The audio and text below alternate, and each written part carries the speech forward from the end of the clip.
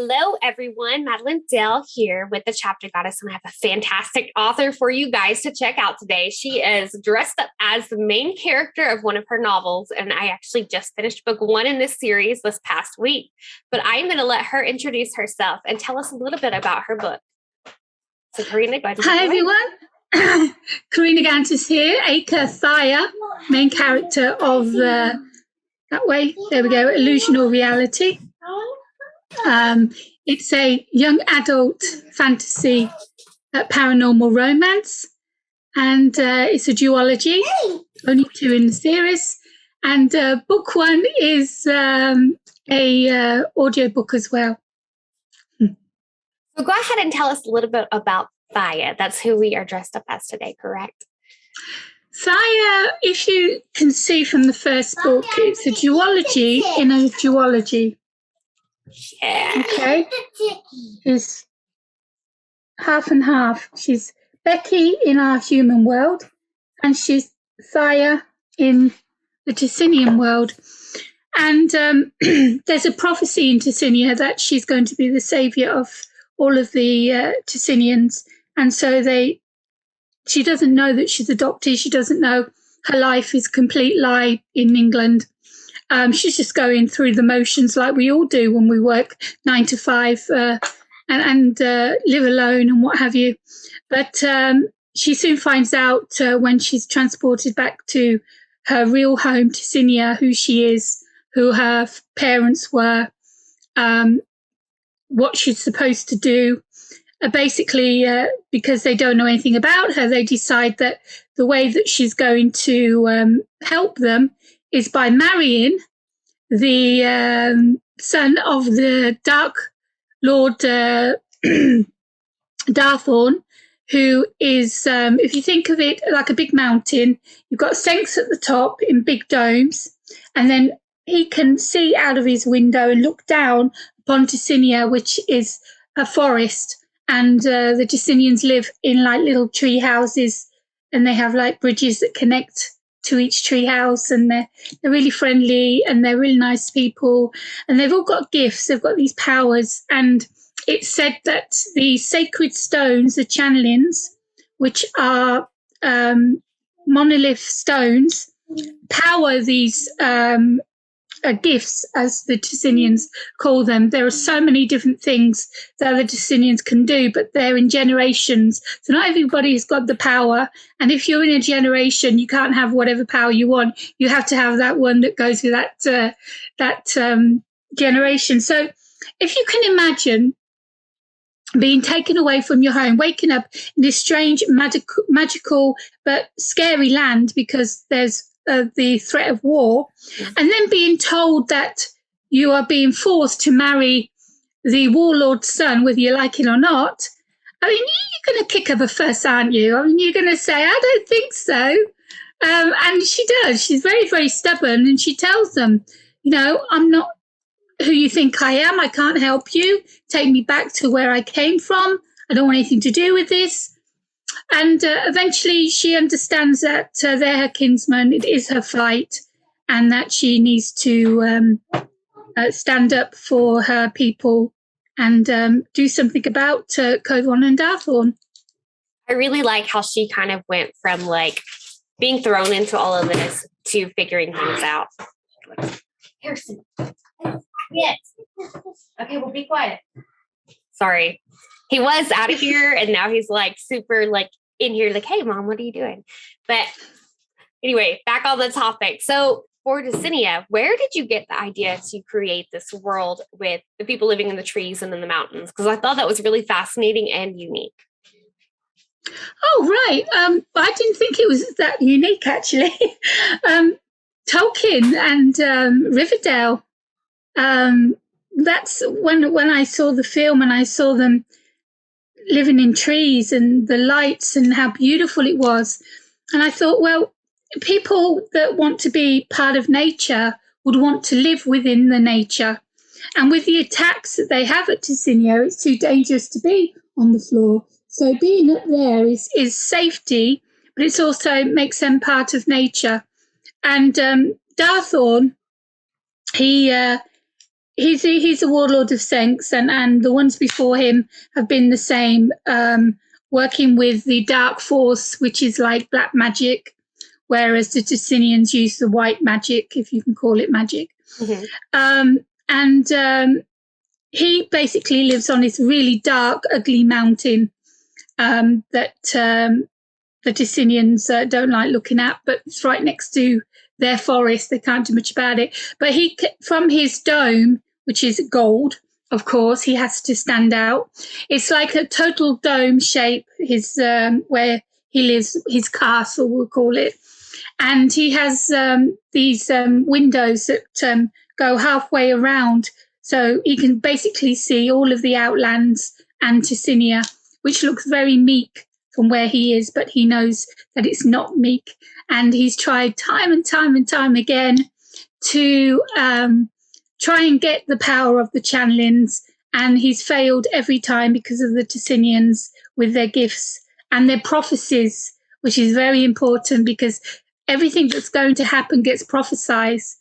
Thaya coming was going to be prophesied, but not how she was going to save them. And it was when the prophecy came out, before Thaya even anyone knew who Thaya was, the reader of the oracles turned around and said that this alliance isn't going to work, that Thaya is not who you think she is. And they wouldn't listen to him. They just said, oh, you've read the oracle wrong for the first time ever, and we're not going to listen to you. And it turned out he was right, of course. So she quickly, I think she's very stubborn, but she quickly takes her place and starts to give out her commands and making sure that people will bend at her will. But then, of course, there's that beautiful love affair, which is a forbidden love between. She's being tutored with her gifts that she doesn't know she has until she arrives. And she's also being tutored with the code. There is a code in Ticinia, like there is in any land. There's always laws of the land. So we have Pertius, who's the tutor of the code, and we have Alcazar, who's the tutor of the arts. Now, Alcazar is fine helping the young kids, because there's no children in Ticinia. After like 2 days of being a baby, you suddenly turn into a 16, 17-year-old, which is bizarre. I don't know where I came up with that, but the best thing about this duology is that even though it was Tolkien that inspired me and the films, there's no elves, there's no hobbits, there's no unicorns or dragons or anything. Everything is unique in this book. The lifestyle, the rules, the magic, the names, the places, it's just totally unique. And so, so he's betrothed to somebody, which is something they do in Ticinia. And but she's taken a liking to him only because he understands her, and that makes her feel more closer to him, because it's the only person there that she can really rely on. And it turns out more than that. And of course, he feels the same way, and they can't do anything about it. It is forbidden. She's a Ganti, she's royalty. She's actually the ruler of Ticinia, the rightful queen. She refuses, though, to take the crown. She says she'll help her kinsman. She'll do what she can about making peace with the Dark Lord. But she will not marry Kovon, 100%. She refuses. And I love the scene where she meets Darthorn for the first time and then straight away meets Kovon. And you can tell that Darthorn and Kovon are so similar. But what Darthorn doesn't realise is that Kovon's a lot more evil and has a lot more power than his own father realised. And it's not long before Darthorn's no more. Yeah, no, I totally did not see that part coming. And I was like, oh oh, so which in a way I was really Good. happy how it like that all happened. And then the way everything ended, I was like, holy crap. Like, I'm very curious about who's going to be in book 2. I'm not going to ask because I'm going to wait and read it myself. Because it's definitely on my reading list now. But the way Thaya, like, I really like how she changed because and just how all of it came about, getting like basically like, here, we have to go here to get away from these guys who are trying to kill you here. And then she's like, okay, I have no choice. Let's just, okay. And then having to like come to terms with everything, who she was and everything. She did a really good job at that. And I felt like you really brought out the emotions that go with taking all of that in very quickly. It was fascinating. When you know, as an author, when you become that main character, you go through what they go through. Mm-hmm. And is your little boy there anymore? No, he's hiding. I don't want to swear if he's still around. He can't hear you. You're good. I've got headphones in, so I can hear you better, and he can't hear okay. you. So it's So, okay. basically, she says, what the hell? I'm not going to do what you tell me to do. Who do you think you are? Who do you think I am? I'm not a prophesied savior. I'm nobody. Of course, she doesn't know about her powers. Yeah. And it's while she's learning her powers that it's only Alcazar who realizes that she's a lot more powerful than she should be for a Ganti. Yeah. And there is a what you would call a myth, because no one has ever seen someone be able to do it, but a myth where that a Ganti can control the forces of nature. And it's not until she's asked to be one of the in one of the battle group, because Kovon Darthorn sent his dark force again. So Alcazar calls her up because he knows she's got powers that can help. So all those Sinians that have powers are sort of lined up, ready to waiting for Alcazar's command of what to do, what needs being made, what needs being created, what spells to use. And it's not until he for some reason he just thinks that she can do it, and when he tells her to do it, she does. And everyone is so who saw it, he says to them, look, don't talk about it. Don't let people know that you've seen her do it. We need to work this out. We need to find out what's going on. Keep it hush hush, that she was the one who used a power that she shouldn't have had. But it's through the book, the more you're into the book, the more you realize that there's something not quite right with Thaya. There's something strange going on with her. And it's not until book 2 you find out what it is, what she does about it, if she can do anything about it, and who she really is. I'm really curious to find out, especially how it ended. Which part of it I was really happy with one person being taken out, like didn't like her. So I was like, yes, she's gone. But the other stuff that happened, it's totally like, I have to know. Like, I'm going to have to read and find out. It's killing me. Because I'm like, oh. I'm forever killing off my main characters. So don't be surprised if there's another main male in the next book. It's the next book, Jern, is totally out of Ticinia. Ticinia's not there anymore. It's just a barren ground. There's nothing left. Oh my. The Ticinians have fled to the caves. She should have been called back, because she said to them when she left, if you need me, I will come. I don't want to come, but if you need me, I will come. And they left it till they were so desperate they couldn't do anything except call her for help. She was the only one that could help them. So yeah, Ticinia's no more. And so the second book is all about the Outlands and what is out there. And they have to go on a quest to find something. Wow. Yeah. So it's a totally different world building, totally different adventure. Mind blown right now. That is crazy. Well, I have to ask you, what is the thing that I know you said you were surprised at the end, but what's one of your favourite scenes from the book? Ooh, I really like the scene we were mentioning about where she has to face the dark forces for the first time, because I really feel like she gives a taste of what she can really do at that point. And her opinion about it all seems to change. I really liked that scene because it's like, oh, here we go. It's time to play ball kind of thing. And there's nothing, I mean, she can't do anything about it. She has to accept the situation and help them. And she falls in love with her Kingsmen because they're not bad people. They're just they're like hobbits. They're just friendly people that love life. And I love that. They were very friendly and very open to her arrival and like kind of including her in their system. I really liked that. But I mean, when she found out at the festival, when she shouldn't have found out, but she found out what they'd planned on doing, that they'd arranged this marriage, she just went ballistic, like a normal person would, basically.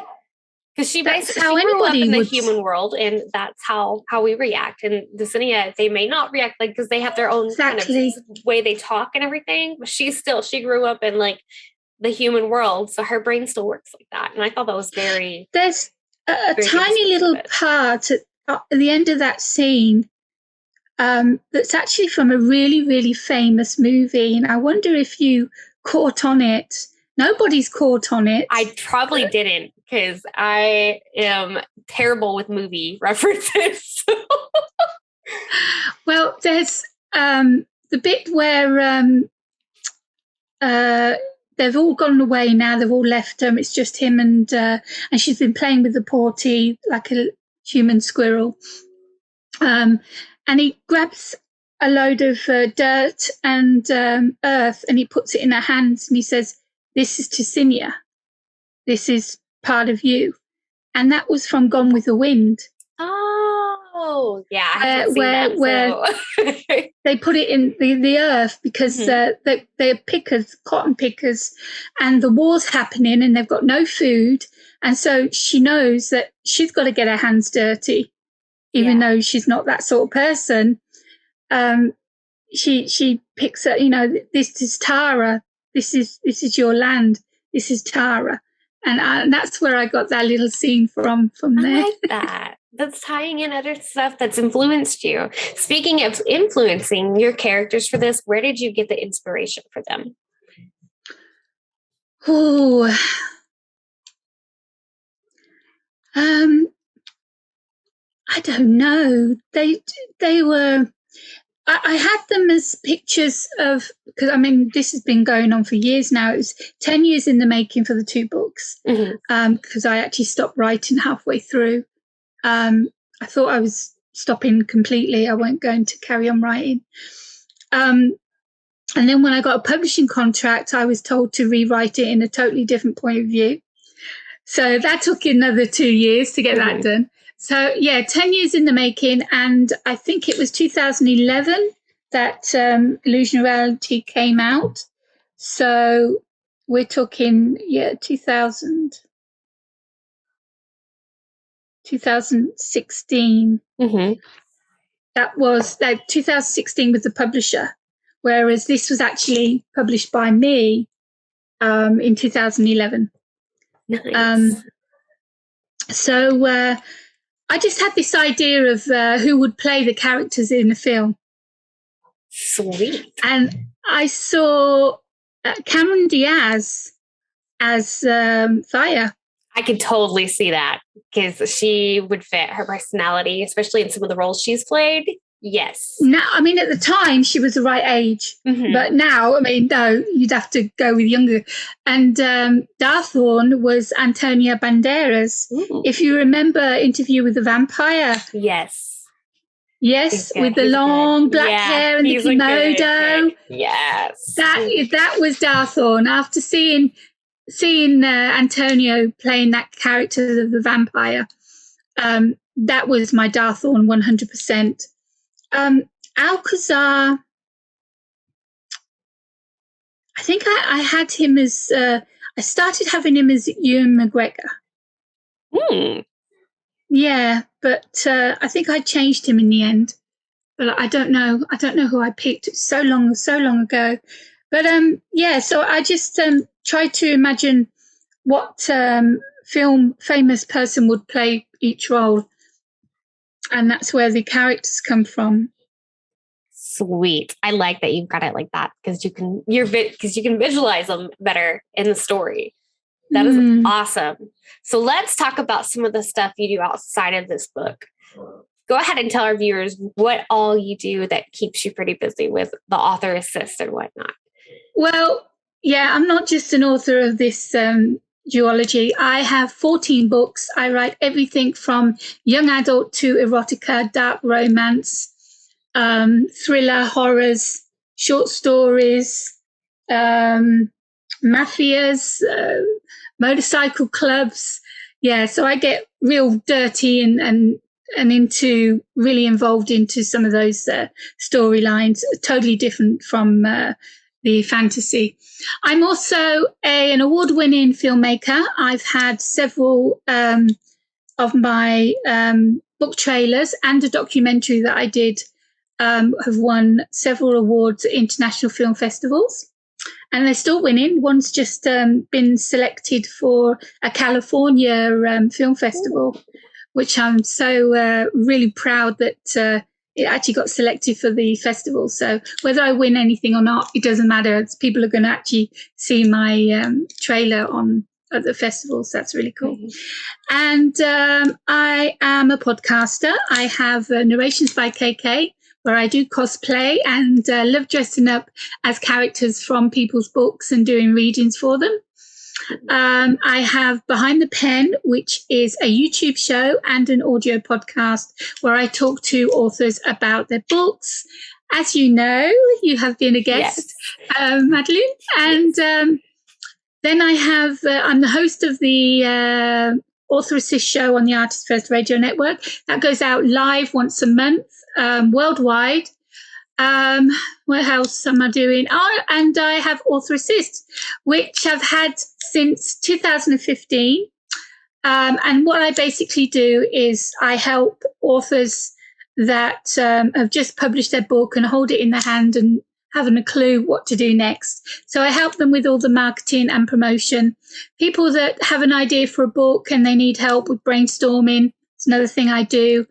Everything from the writing part to the publishing part to the marketing and promotion part, I help all the way through there. I have about 20 services as well as one-on-one training I do with my clients.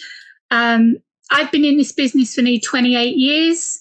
And so what I've learned, I want to give back to others that need the help.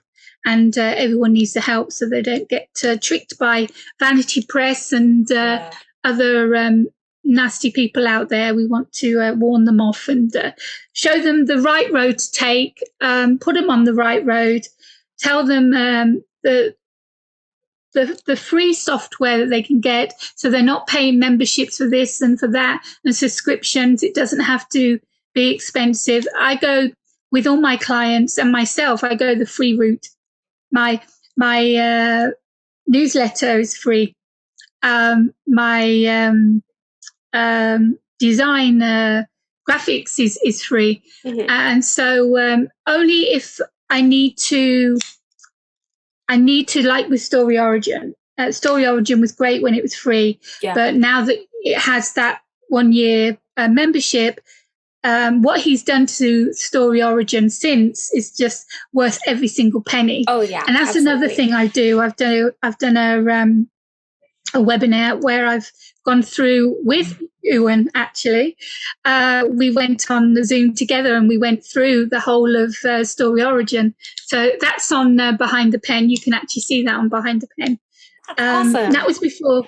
Yeah. He was great. He's such a nice guy, and what he's built all by himself, mm-hmm. really is by himself. It's amazing. So I said to him 10 times during the show, "You've got a clone.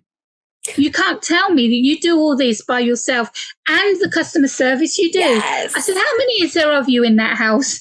For real, because that's a lot. It is a lot. And like I said, he just keeps on improving more and more. I mean, we've got an email off him the other day saying about critique partners. He just keeps on, and he's not an author, but he's built this amazing platform for us independent authors.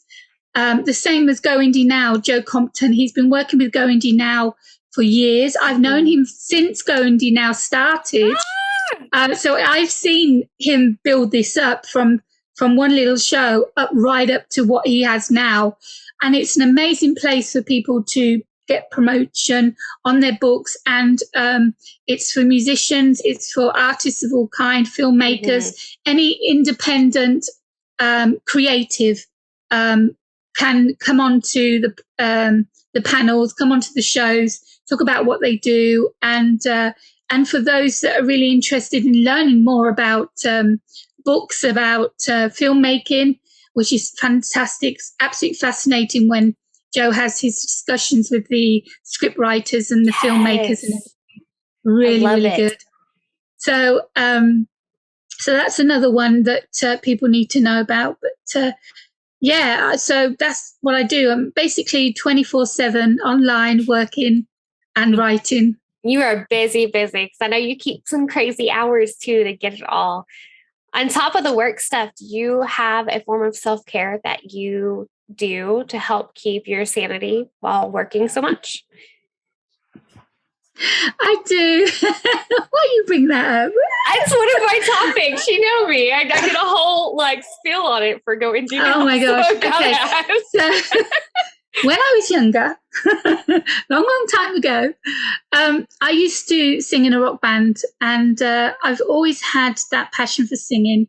I was in choir at school. I was in the musicals, in theatre and everything. And so I've always loved singing. And I had my husband working in a karaoke bar for the last 10 years, which was ideal for me because I'd just go out on my bike, go down to the karaoke, sing a song, sing many songs. I was PRing for the bar. It's like public relations. They hear a nice voice, they stop, they come in, they have a drink, and they either watch the show with me singing all night or they have a go and sing themselves.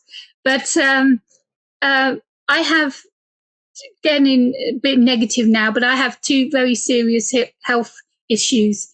And one of them actually 2 years ago affected my vocals. Oh no. When I talk too much, I lose my voice, as you can hear now. And of course, when you're singing, you have so much power going through your muscles in your throat that it's takes more out of you when you're singing than you do when you're talking. So basically, the specialist said that the fibromyalgia, which is a condition that affects the nerves and muscles of the body, it's a chronic illness. He said it's gone to my throat. No. And I was like, okay, the only thing that I have left that I enjoy is going to be taken away from me. And I went, no way am I going to allow that to happen. It's all I have. So me and my youngest daughter, Alexia, she's 13 now, so she was 10 or 11 at the time. Mm-hmm. We sing together on a karaoke. So we spent the winter going through karaoke songs and practicing ones that I could sing with her. She'd do the high bits, I would sing the low bits, or I would find songs that were 2 keys lower than what I used to do. Whitney Houston and Mariah Carey, and I could hit those notes, no problem. But you don't want to stretch those vocal cords to hit those with that. Exactly. Going on. I wanted to make sure that I could do the song from start to finish, And so I had a list for that summer. I had a list and I took it down to the karaoke where my husband works. And I said, these are the songs that I can do for this summer. And he tried setting me up once to do one of my old ones. And I said, I can't do it anymore. And he just didn't believe me until I started singing and my voice just totally broke. Oh, I was singing and it sounded beautiful. And all of a sudden one note and it broke. So I said, told you. So he stuck to that list after. But what I did last year, I I entered the World Karaoke competition, and I actually got through to the quarterfinals representing Greece. For someone who Ooh. couldn't sing, for someone who couldn't sing, I did Frank Sinatra "Fly Me to the Moon" for my audition, and then I did "Fever," Peggy Lee, for the second round. And it was an experience, and it was just to prove that I still had it, just to prove I could do it. That's exciting, because that really is. It's a booster for your honestly, I love it. And I love that you found a way to like modify things so you can still do the thing you love. There was no way I was allowing that to be taken away from me. I get so much joy, so much freedom, so much happiness from singing. Yeah. And without that,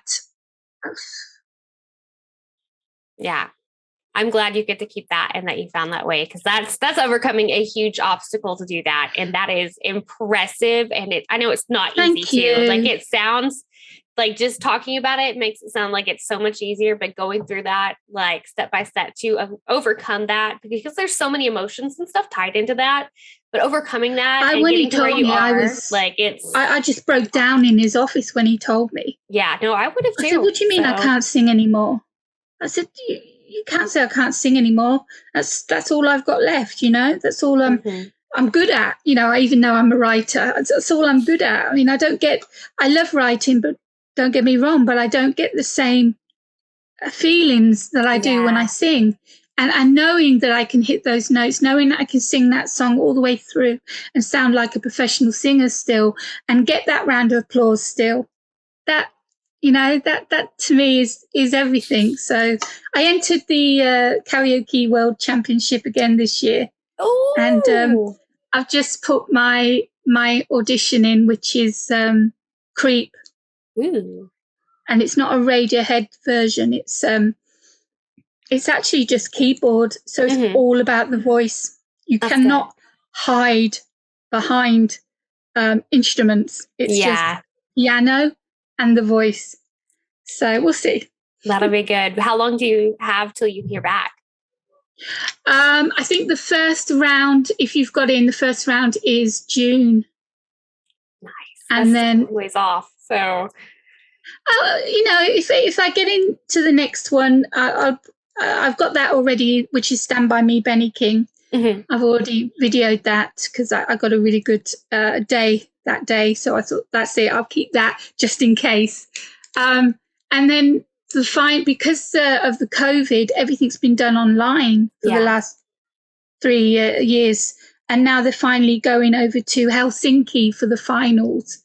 So I wouldn't get into the finals. These are professional singers that you're up against, They're so good. Hey, never say never, because it could happen. No. Gotta be optimistic. I'm good if I can get through and represent my country for the first part, then that's good enough for me. Yes. So outside the writing part, if you could go back in time and tell yourself one thing, kind of like a piece of advice, what would you give it? To do with writing, or anything to do with life? Anything in general. It can be with writing, could be life in general, whatever you want to go back and tell yourself. I know I'm throwing out some difficult questions today. Yeah, I mean, I could really go deep on this, but I will say that I do know what caused the fibromyalgia. It was the artificial sweetener that was in all the Cokes and the sweets and the chocolate. It's actually poison. It's poison. And not stevia. Stevia is fine. Yeah. But this other one's called Asperanti. Oh, yes. Okay. And it's all in the Diet Cokes and everything. And because I was diabetic for like 10 years, I was living off the stuff. And it wasn't until I got fibromyalgia that I was informed that it was the sweetener that caused it. Oh my gosh. Yeah. So I would go back and tell myself not to touch. Yeah. Just drink bloody water, because we all need to drink more water. Yeah. Fibro it's a condition there isn't a cure for, and it's a condition there isn't a pill for. Mhm. Fibromyalgia is a name for the symptoms, which you've got memory problems, chronic insomnia, Mhm. chronic pain, nerve damage, restless leg syndrome, and the list goes on.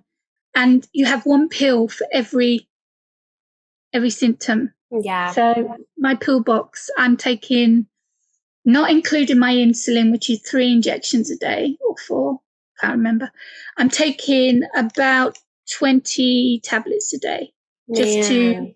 to be able to get out of bed and yeah.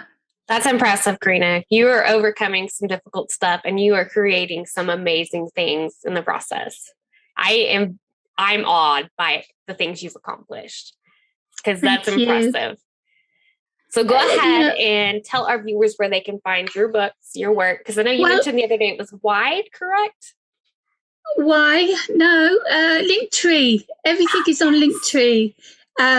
All of my social media, all of my links for my books. You can go to Linktree, which will be link and then tree, but when you get to the R, put a dot, EE, then / Karina Gantus, all small letters.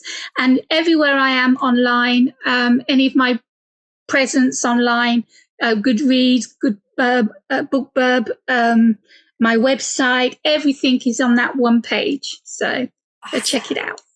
Well, Karina, thank you so much for hanging out with me today and chatting with me.